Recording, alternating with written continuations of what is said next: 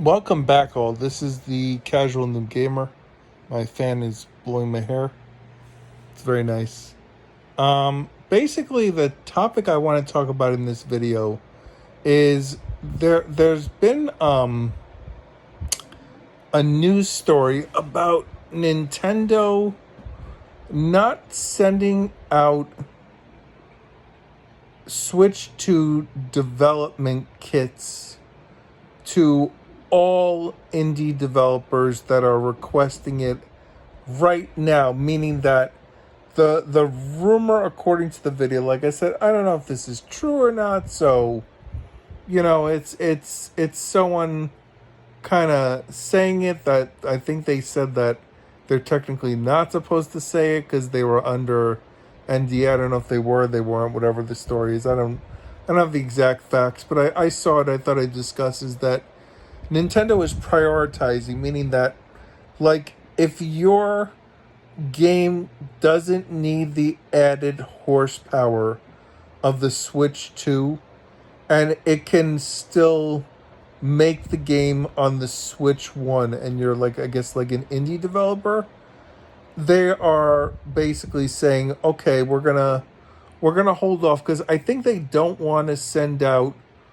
a ton of the development kits basically to every maybe Nintendo doesn't want to have that many out there because maybe they're feeling that they want to keep basically the access to this. I don't know, if they're thinking that maybe that somebody with a development kit is possibly taking copies of, because Nintendo is, I know that they really are trying to, especially during the Switch 2 generation, they are trying to minimize the leaking and dumping of ROMs online.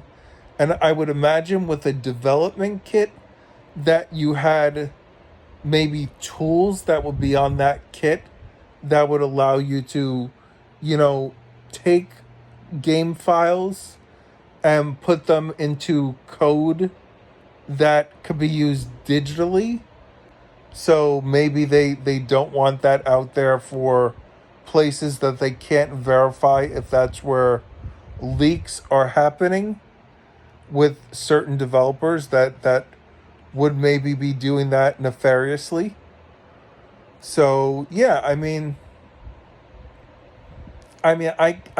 if Nintendo is prioritizing and saying, "Hey, listen, you don't need a Switch 2 development kit because your game can run on Switch," then I guess that makes sense. Maybe also with the fact that with tariffs and Nintendo is trying to basically flood the US market with as many systems as they can right now. Maybe they can't allocate that, and that could also be why that reviewers, they didn't send out a lot there, because they're trying to basically get them into the hands of the consumers, as many as possible. That could be. But I want to talk also about something, and it touches back to game key cards and the fact that it looks like that the only option, there's three options for games on Switch 2. You could either have a game all digitally on the eShop, or wherever you can get a digital game.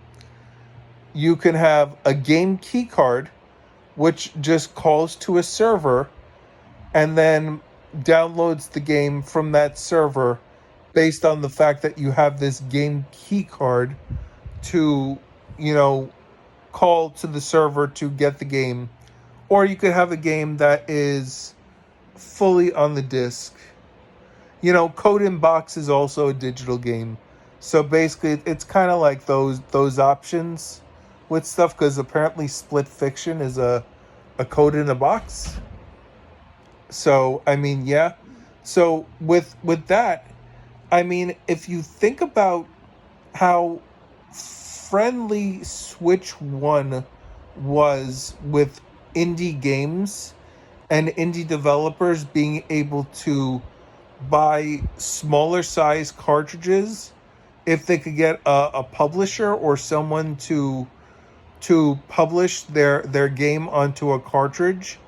And now the only option is to spend for a 64 gigabyte cart, which I'm going to be honest, most indie developers, I would say pretty much all of them. I mean, I want to say all because I'm sure there may be some that make a deal, but they're not going to be able to finance a cart that's going to be basically that a cartridge that's going to be about, maybe, I think it's rumored that it's about $16 for a 64 gigabyte cart. I mean, most indie developers can't put that into their budget. So this hurts indie developers. And then they're also prioritizing, rumor wise, that Switch 2 dev kits are being prioritized to not go to all indie developers. So it's kind of like, one of the legs, the thing that held up the Switch 1 was the fact that you had indie games, and it was a place for independent developers to make games. So, I mean, I think that is really going to hurt the proliferation, I guess you would say, of indie games on Switch 2. And to be honest, you're not seeing I mean even you know like what is it, Atlas Games, the Raidu remaster, the special edition that's at limited run, that's a game key card. I mean, limited run, their slogan is physical forever, and obviously a game key card is a physical item. It's not digital, but it's a physical game key card that calls to a server, and that is what they're selling. So I mean, they also sell, like, for Steam versions of games, they sell Steam codes, so it's not like they haven't done this in the past, but this is the first time we're kind of seeing it with Nintendo games that they're doing this. But yeah, I mean, it's just, I don't like the situation. I don't like what, basically, if you believe the rumors of what people are talking about, we're not going to see the plethora of indie games, I feel, getting a good foothold in the Switch 2. I mean, listen, people will buy digitally. They'll buy it. I think that it's gonna really, they really should do something on the eShop where they put some sort of category on the shop for specifically indie games to have it. I'm sure that they've thought about it and talked about it.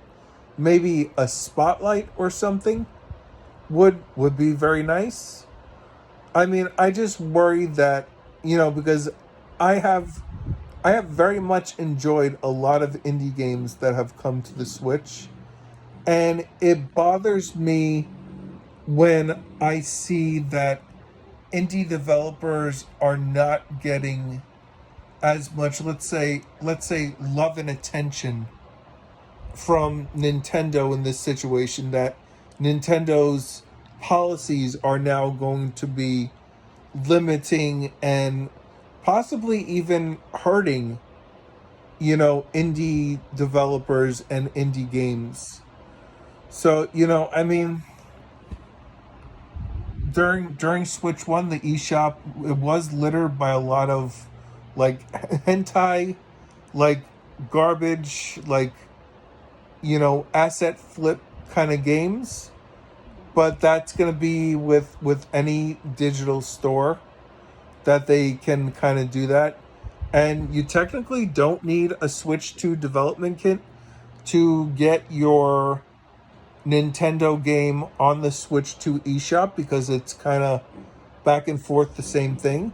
It's just if it's going to work properly with the Switch 2, because Switch 2 does technically, from what I understand, it does emulation of Switch 1 games. That's why some Switch 1 games don't play well with Switch 2. So if you don't have that Switch 2 development kit, you can't. I mean, can you guarantee that your game is gonna work on Switch 2? I mean, I don't know. We will see. But anyway, this is the Casual Noob Gamer.